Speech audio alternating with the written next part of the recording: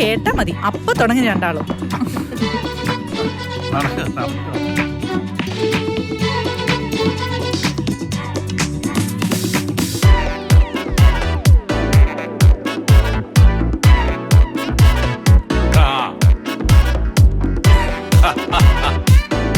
പൊളി.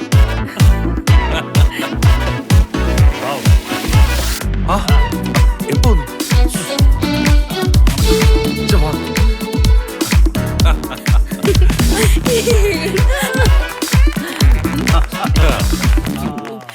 സൂപ്പർ. നന്നായിട്ടുണ്ട്. മോളും തകർത്തു കേട്ടോ. ഇതോ ഇതെന്റെ ഒരേ ഒരു അളിയൻ, ഇതെന്റെ ഒരേ ഒരു അനിയത്തി, ഇത് അവരുടെ മക്കള്, ട്വിൻസാ. ഇരിക്കും. ബാ ബാ ബാ. മറുപടി ഒന്നും പറഞ്ഞില്ല.